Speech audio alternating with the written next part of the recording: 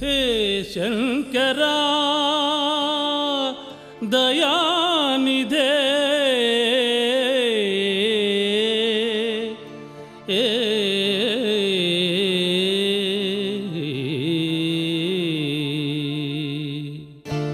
ಈ ದೇಹದಿಂದ ದೂರನಾದೆ ಏಕೆ ಆತ್ಮನೇ ಈ ಸಾವು ನ್ಯಾಯವೇ ಈ ಸಾವು ನ್ಯಾಯವೇ ಆಧಾರ ನೀನೆಂದು ಈ ಲೋಕ ನಂಬಿದೆ ಈ ದೇಹದಿಂದ ದೂರನಾದೆ ಏಕೆ ಆತ್ಮನೇ